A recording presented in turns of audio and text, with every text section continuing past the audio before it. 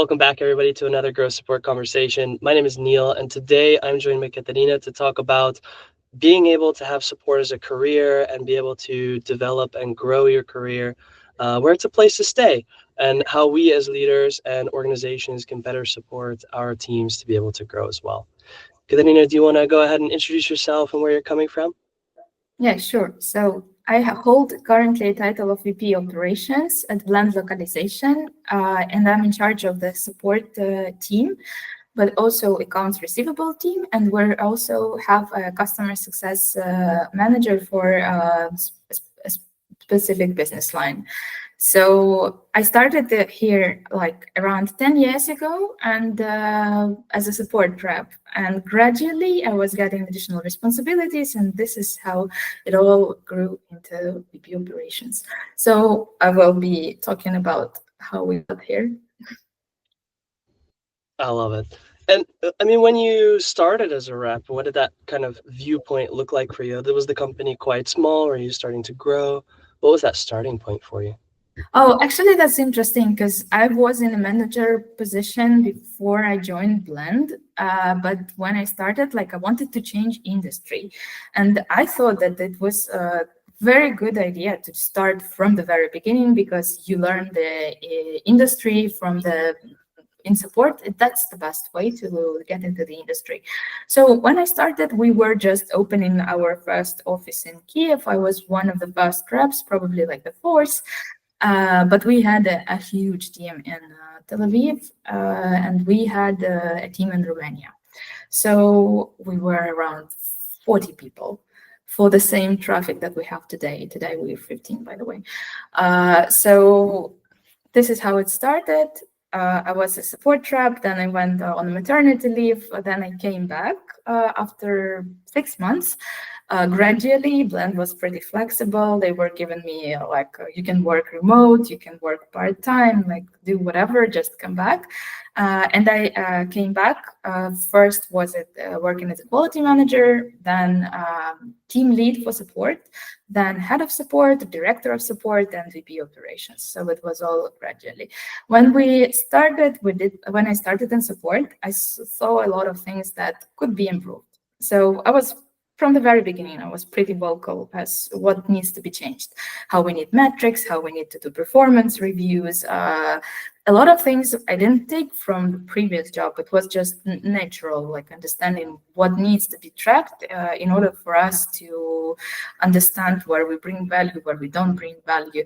So probably like a previous experience helped in the understanding that business is always about value and how you communicate it. So this is how it started, and eventually like I set up processes, and I am known to set up processes in the company. So when we were growing, when I was trying to grow support and getting additional roles, the company was always asking for advice how to set up processes elsewhere. And we were being very effective, and we were asked to, for example, you're very effective, could you please set up processes to look at the company forum during weekends when nobody's there, so that you would handle it. So we started handling it, we were very good at it, and then we received company's forum to handle, and it was pretty it was going very well because we knew all the answers. We know production very well, we knew all the answers. And then for example, would you mind looking at leads when they come in the time when there's DRs are not there? Again, yes. So gradually, we were getting some kind of influence, some kind of we were being trusted with additional work. This was important. Being able to start at such an age where you see that opportunity, you start to take it on, and you're like, hey, let me actually try to fix this. Then you get viewed as that person who's kind of that source to go through and build those processes is wonderful. Being able to grow and to be able to see that. What do you think prevents people from seeing support as this type of a career journey where they can go on and they can actually see it instead of just hey, I'm just out of university, I need a job, what can I get? But more as a home to stay and grow in. I think the first one was like is the obvious low pay. Like people, there is the stigma that it's not well paid. That people in product, people in like sales, marketing roles have been paid better. So low pay, then emotional burnout when you're handling repetitive tasks and you're not growing, not learning anything new, and it's just very difficult for you every day to go over the same things over again. Lack of respect, like sometimes it feels like the customers don't listen to you, leadership doesn't listen to you, you see how things are broken, you are going like, we need this feature, we need to fix that bug, and nobody's doing it. You feel like it's not, you're not being respected.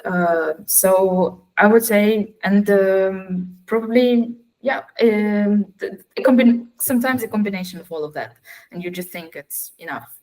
So I don't I think each one of these can be addressed, and I see many people like jumping out of support just because of the stigma or like not to have this label, even if it doesn't make sense financially, it doesn't make sense like career-wise at all.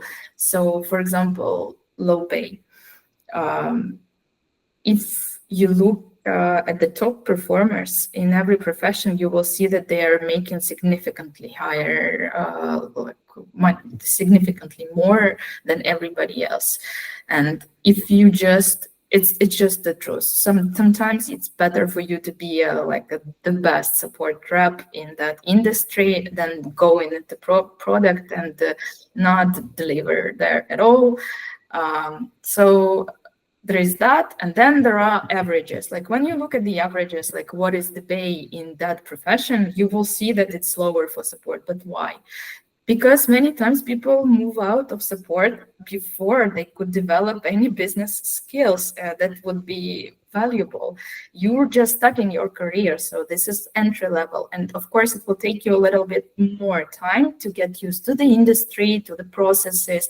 For a lot of people, this is their first work in corporate. So it will take you time to make more money. Like just be ready that it will take you more time. And this is how the averages go down.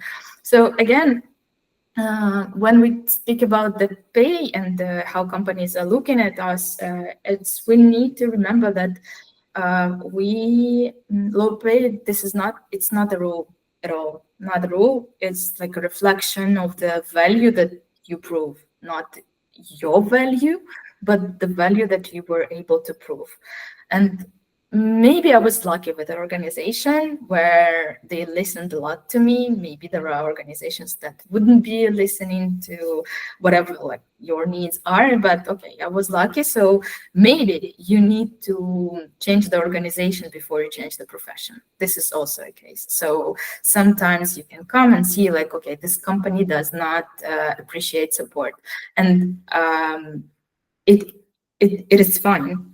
Not every business needs excellent support. Well, excellent is like in the eye of the beholder, like where It's a moving target.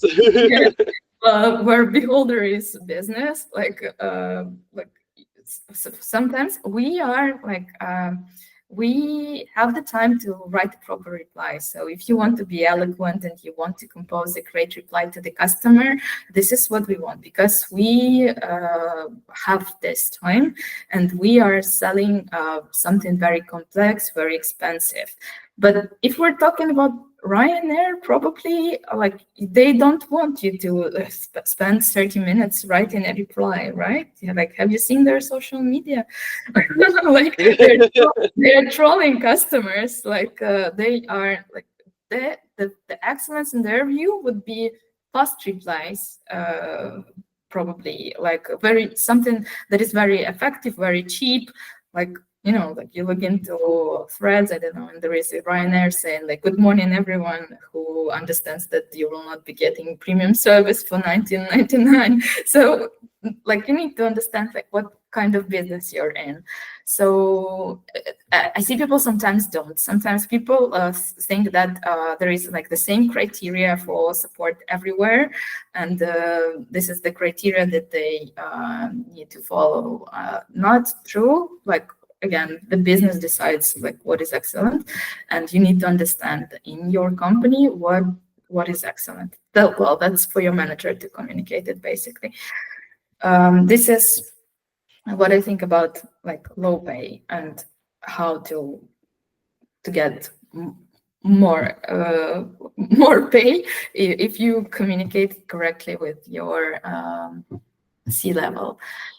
And I think as well, like with that, what you mentioned, people leave the profession before they really kind of break that barrier of, I'm actually fully in it, because it takes just a little bit longer.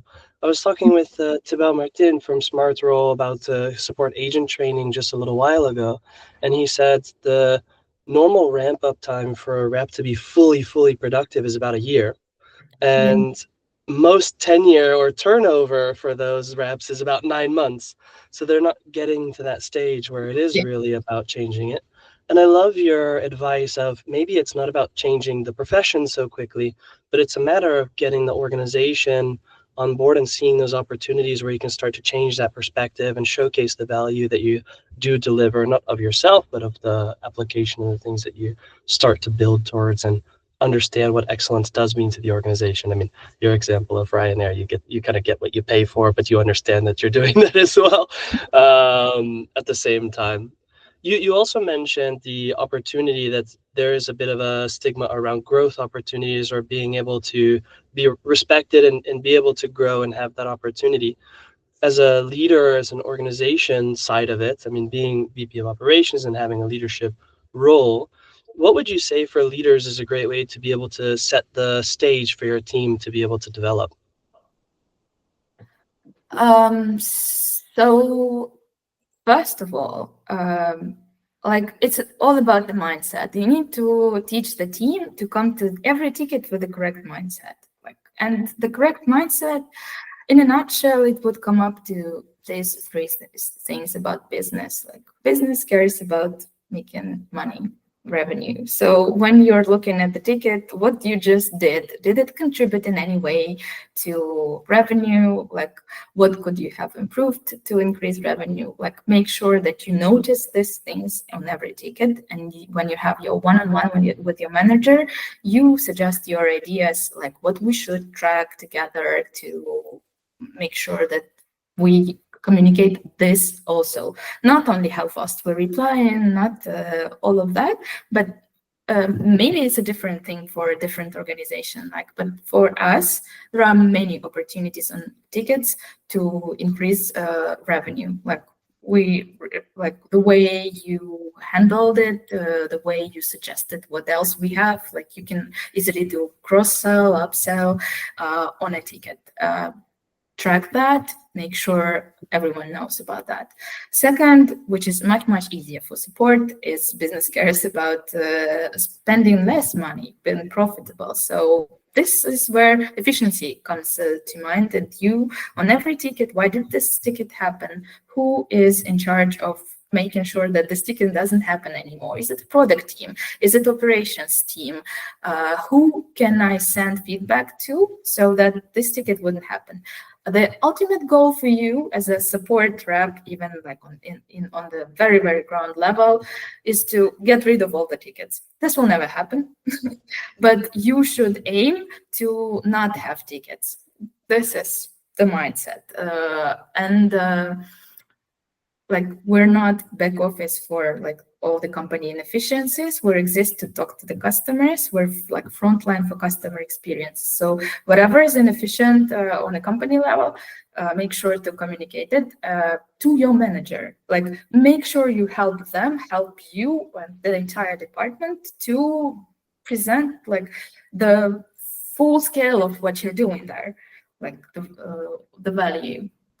And the third thing is very simple. I still like to mention it, is like business doesn't owe it to you to notice you and your impact. It's on you to communicate it. If you don't communicate it, they will not know. Just not gonna happen.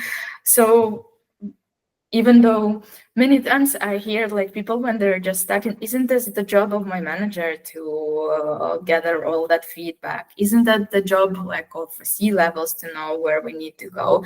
Yes and no. Like we're all have to have this mindset and approach every ticket with it. Like a lot of things that we did in the company started with a support ticket, like a lot on the roadmap. And like I have this silly advice: befriend product manager. And life Great advice. Build a relationship for sure. 100% make that yeah, so relationship. this is like another advice. Make sure to network a lot internally.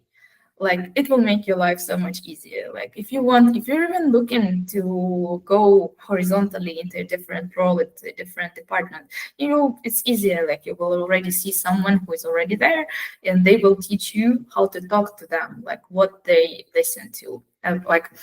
And this comes to the, by the way, this is like transitions naturally to the respect argument that they brought up earlier. It's like people see a lot of inefficiencies and they are talking about them, and then nothing happens. What's with that? Like, we're the smartest in the room. We just see all of this not working. The company is not listening to us at all, not fixing anything. Are you guys even working there? We are. We are working. It's just every time that there is something that is broken, first of all, this is like a support bias. Like, you see all the broken things, you don't see the good things, you don't see things that went well. So what I like to show to my team is we actually have a way to track all the things that went smoothly without any kind of involvement, and the things where they had to step in. And that's like we had like 25% of projects where they need to step in, and now we have around 12% where they need to step in. So this shows that on the very, very, very high level, everything works smoothly, and we're using support only in 20% so it communicates to them that we know what we're doing and we're looking. The second thing is, when they communicate what's broken, we, instead of just putting it like very far away where we will not see it again, we tried to show them why it will not be done or why it's not a top priority. So to do that, and again, we also did to prevent emotional burnout, we had introduced off-cue time.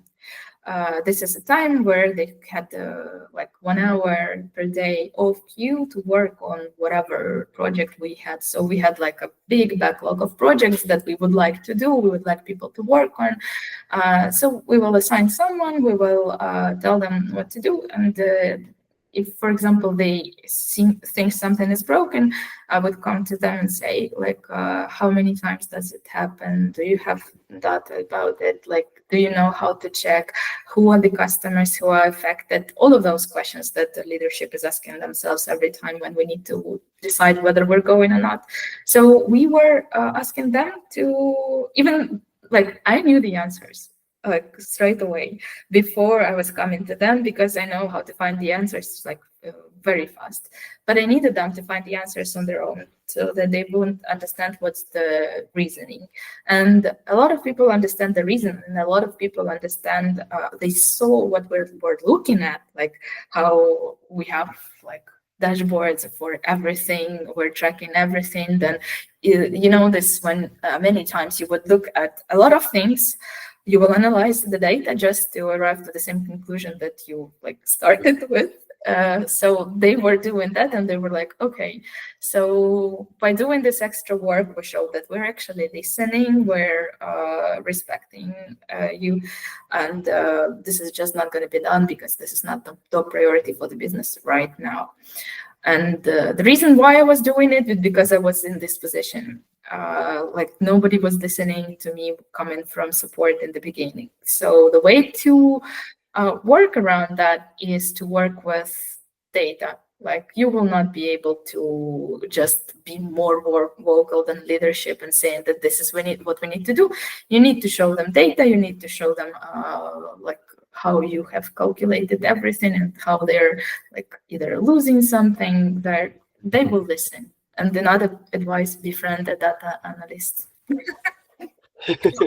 There's so much to unpack there, and I love it because there are a few different things that you touched on, right? One of them is as a rep starting out, you see so many issues, and being on the boots on the ground, essentially in the front lines, being able to raise those issues and things that could prevent tickets, being able to see those ideas, being able to have from leadership a clear way to present ideas or a forum for that or a way to really structure it is a great opportunity. At the same time, reps would also need to be able to, if you do really want to see a change, sometimes the phrase like be the change you want to see comes to Mhm. mind. Like sometimes you need to take ownership and say, hey, we've been going for this issue, we've been talking about this issue for a long time, but it's not enough just to say, hey, this is really a problem, this is really a problem, this is really a problem. But maybe reframing it a bit and saying, hey, this is an issue. Uh, we would recommend this particular type of solution and coming with a little bit more than just a problem when you talk about that solution oriented mindset. I also Mhm. love what you mentioned about as a leadership team, we you do listen, we do actually take it into account, but we've invalidated it through certain processes, or we actually are working on it. But maybe it's more about creating the visibility of what actually happens with those things, creating this little bit of a roadmap of, hey, this is why this one is parked, we had to do this part of the process because of that, but also letting them see it for themselves of, you guys, yeah, I know why it's not going to, but go ahead and test it out, try it and see, invalidate your own opinion or your own hypothesis in that sense where you might own it. So raise that visibility, encourage your teams to take ownership of that opportunity, and be able to give them the room to figure it out a little bit as well. I love that you measure how many points or projects we needed to step in on. Like if the team does have that room, does have that clear vision and that ownership, do they then also have the capabilities and the processes to be able to move smoothly and effectively by having this kind of involvement and support as well? So in support, what I love about Blend is we have this like speed and flexibility of implementation. Like whatever we read about, whatever we can do ourselves, we can do it like immediately. Like I would green light almost everything. Like I will just give you a few time, like present me a project, and go ahead and deliver it. If it takes operations and development, and other teams, so it will be much more complicated, especially if it's development. But what I also taught my team is that if you come up with like something that you need to fix, then you prove with data that it has to be fixed, and then you write the requirements as clear, like so that the product will have to simply like copy into Jira and squeeze it into a sprint where they have like 5 minutes of like 5 spare minutes. You will be more successful to get that. And we've been doing that for a while. So it's 100%, it's like a nice to have for us. We know that like change in phrasing, a pop-up, something would improve the experience. Like it will fix some things. But we know it takes product to fix it and R&D teams, and it's always a problem.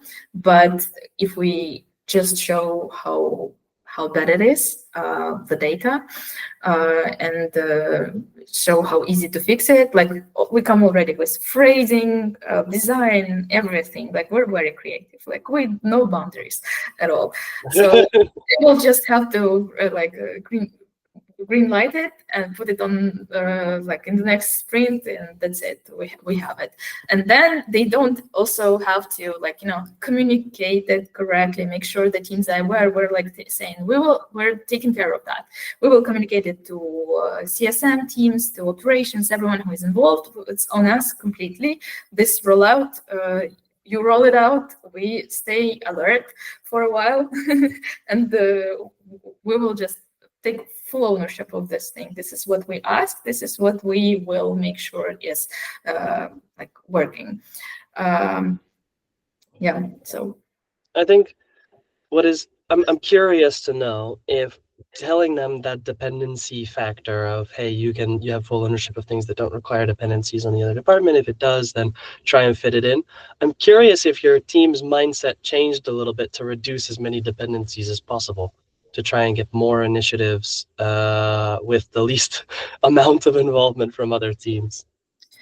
Yes, like many times my team is happy to not be dependent on another department, but rather bring that like part of that role into our department. So for example, for onboarding, like general onboarding, like the first thing that you see when you go into the company. So there were a lot of complaints, like how everything is a little bit unstructured, so they don't know a lot of things about the company. So what we did eventually, we had one person in charge of it, shift manager slash training manager, who created the great onboarding. First day, you're just so. Eventually, it was done like in the learning management system, but in the beginning, it was us support introducing the company to other support reps, the platform, how it works. Then we decided that, wow, this is working so great. We need to do it for everyone. So, for example, I was doing it for C-levels who just came into the company. Everyone was telling me, like, you need to give them 2 days of support training, like support training. And like long ago, we had this thing when if you want to work at Blend, you need to work in support like 4 months, for example, like doing tickets and yeah, eventually I like love this idea. yeah, this was great. And like I also, but people found that this is very humbling experience for every leader, like very humbling. Like they think their job is very simple, but then they go into the queue and they realize how they cannot solve a ticket. Like they don't know what to do. They have the materials, like here is the help center, here's the knowledge base, here is everything you need to know, but you know your business, but they just couldn't save it. We unfortunately like two in like 3 years ago, we had a downtime for 2 days when the invasion started, and the team is in Ukraine. Like the entire team was in Ukraine, so the entire company had to back up support while we were like reallocating, and it didn't go well. Like they couldn't, like they after some time they just started like talking to me like are you back online, because we just cannot do it. This is a very very very good experience, but not realistic. Like a lot of people join, it's too much information for them and they forget it eventually, but we still do the training. And after some time, support was doing this training, and they were like, "Why don't we just record sessions?" And I was like, "Okay, what do you need for that?" We need a license for learning management system, like to record materials and store it there, and plan it in a way that people would just watch videos, do tests, and we would know that they are successfully progressing. And we did that. Like we did, so currently it's maintained by support, and we're updating it. We're looking like we're trying to use it with as many people as like we can. Yeah. I think it's a great process to be able to, and also it really puts the spotlight on the support's value in that sense of, hey, really, can you Yeah. be able to do this? A bit of a humbling experience. I really appreciate you But sharing. also, Yeah, when someone joins, like this is like support is the first person that you see, and then you know who you can come for help. We are like helping a lot, not only the customers but internally, because we know where the things are, like how the things run, like everything. So that kind of first of all exposes support to new people, and also like highlights support to other departments. So there is this. Yeah. it's a great opportunity, and I love that it's at the beginning of the journey where you really can start that introduction and that relationship as well. I really appreciate you sharing your thoughts and also some really practical ways that people can start to change that relationship or that mindset as well, and maybe be able to actually push a little bit further in their growth when it comes to making support a career and breaking that stigma a little bit to gain that respect. I'm curious, one last question for you. Is there anything over your professional career, it doesn't need to be at your time at Blend or just any time, for example, is there one thing over your career that you've learned that you still really stick to today?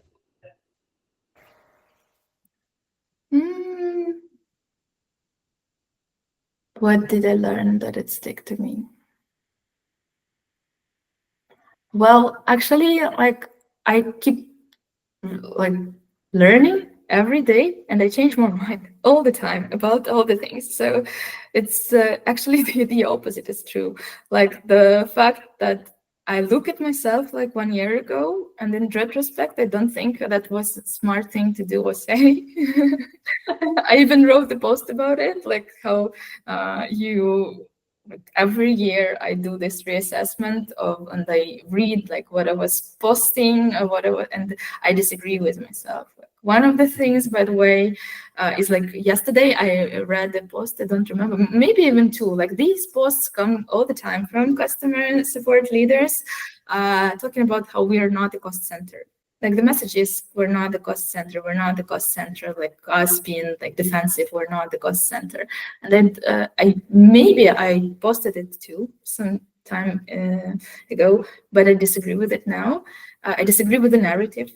It's and a good example comes to mind. You know this movie, Wag the Dog, where there was so the story goes like they needed to distract the public from some affair that politician had, so they launched a fake war. And they came and said like there is no war in Albania, and them denying it kind of cemented it in the public opinion that there is war in Albania. So I think this is the same thing. Like I think this is when we're saying we're not a cost center, we're kind of reinforcing the belief that we're trying to dismiss. We should like drop it. We not say that we're nobody else. Like we will not hear salespeople, marketing people, product people saying that they're not a cost center while they're also being paid. Like, but it's only us that keep saying that. So we need to drop this narrative and start like really tying what we're doing to business. And another thing that I also see a lot is like how people demonize business and they're saying that the companies are evil and they're all about making money. This is not evil. This is natural, and you need to remember that. So when I think about myself, like I will not say like I'm not a cost center. I will be just looking at myself and thinking, am I profitable, like as an employee, and what can I do to be profitable? So that, do I need to do more tasks that result in revenue? Can I do something more efficiently? Also, one of the best ways is to increase value in support is to take some work from other departments into your department. This is what we've been doing, like through slash, support slash account manager for certain accounts, support slash knowledge manager. But this is like internal roles that we don't have the headcount for because we're tiny. We don't have like 40 hours of work per week for a knowledge manager. So we had to go with this creative way of CSR slash someone to do this. So yeah, stop being defensive, be offensive. And another thing, because I'm in a leadership role, like I will use this opportunity to say this. This is when you're saying we're not a cost center and you're doing it from aggressive way, like a hot take that you're talking to people who are behind you in your career or to your peers. You're not talking to C-level because this is not the argument that they listen to. This is, you cannot shame someone who is ahead of you into your vision. This is not, you should do it through very structured, data-driven value showing, all of that, not by just stating things. Yeah. You're dropping some powerful words, and then we're about to run away. Like that was supposed to be the last question, but this is a whole other conversation. Yeah. I love that take of maybe it's a self-fulfilling prophecy a little bit when you start to kind of shout these things, and the advice as well of like call out who you're talking to and what the audience is, and that's how you can really change the perspective. I think it also goes back to originally what you said about people seeing support as a gig instead of a career, right? Because you don't see that there's respect within the organization for it, but maybe you need to change the organization first as well. We're gonna drop that hot take and run away. Yeah, But if people want to be you're able to gonna get a connect, lot of likes, but um, if people want to connect with you, where can they find you and be able to connect with you to continue the conversation? I'm very active on LinkedIn. I check it all the time. Some time ago, I made a mistake of registering at Product Hunt and being active there. So currently, my direct messaging is completely ruined by people asking me to upload the project on Product Hunt. So I'm delayed on answering, but I'm there. And they try to answer. So the best way for me is like you commented something and then I went to direct messages because I saw it. But yeah, this is like the best. You're very good at networking. Well, thank you. I really appreciate you joining me for the conversation and sharing your thoughts. Thanks for inviting me.